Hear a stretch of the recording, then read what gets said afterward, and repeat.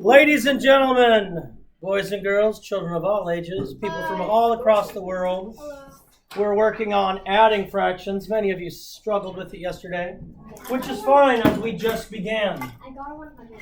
Let's, however, look at two of the problems that you had yesterday.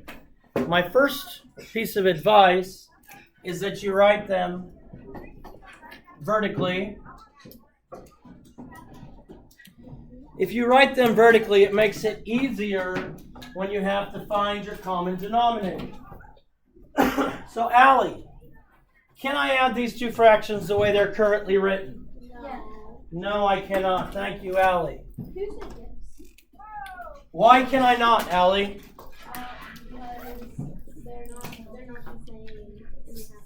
The denominators are not the same. Luckily, for all of us, we could go to our multiplication chart. We could look at the row that starts with 12 and the row that starts with 5, and we could find the first number that appears in both rows. And what do you think that is, Joe?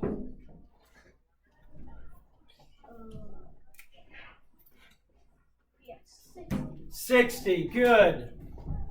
We could change these so they both have a denominator of 60, but we don't want to change the value, which means we got to multiply both of these by fractions that equal 1.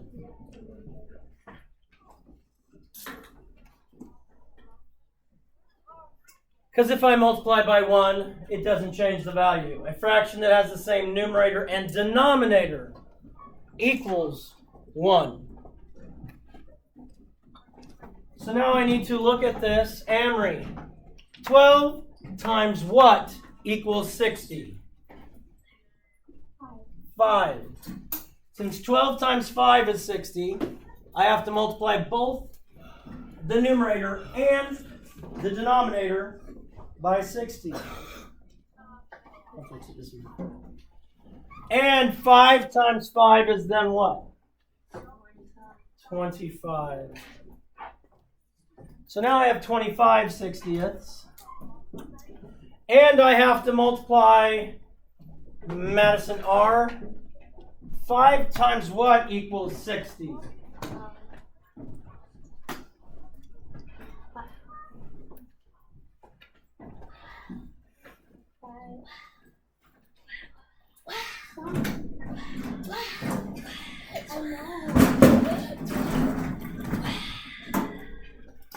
5 times 12 equals 60.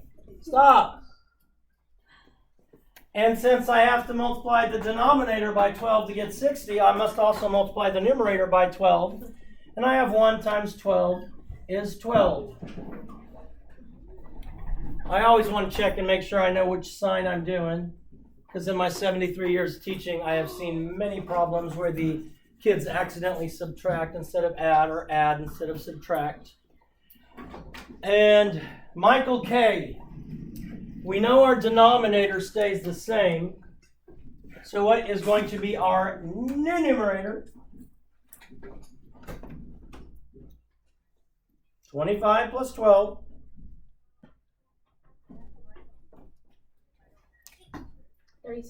37. 37 60ths. That's a horrible 7.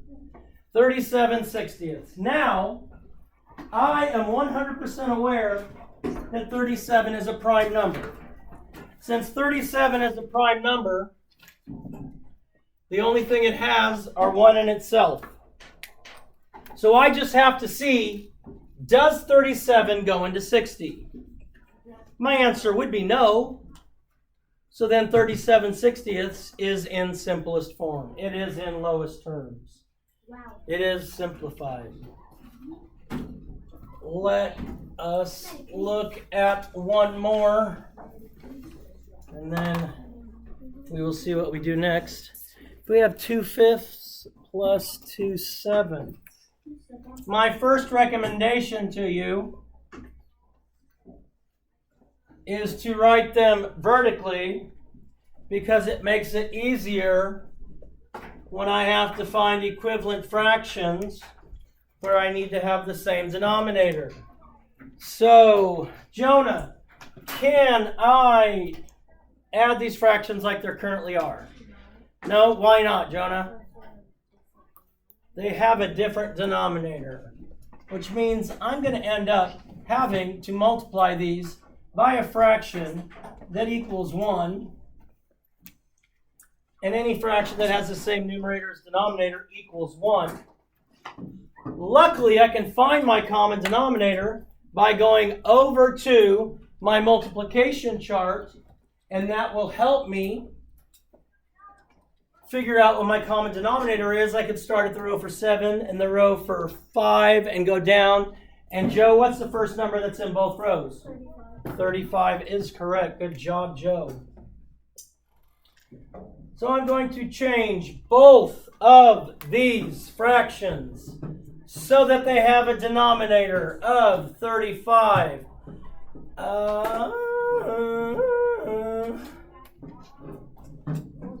Abby, what do I multiply 5 by to get 35? 7. 7. If I have to multiply the denominator by 7, I must also multiply the numerator by 7. So 2 times 7 is what, Abby? 14. 14. Now, Leo, what do I multiply by 7 to get 35? 5.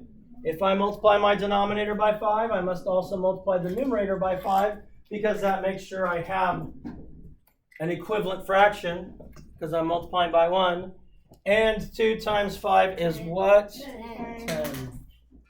I go over and I make sure I realize that this is an addition problem. My denominators are the same, so they stay the same. Then I just have to add my numerators.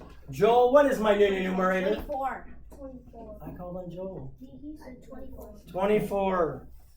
24 over 35. Are they both even? Yes. No. No. Okay, they're not both even, so we don't know for sure if it can be simplified. But I can take one of these. I'm going to take 35 because I know 35 has fewer factors than 24. And I can do 1 times 35 and 5 times 7. Those are all the ways I can get 35. Now, does 5 go into 24? No. 7? No. 35? No. Then it's already in simplest terms. So it cannot be simplified anymore. But my advice, as I said, is to write it vertically. Use the multiplication chart and your brains. Boom shakalaka, if you suck up.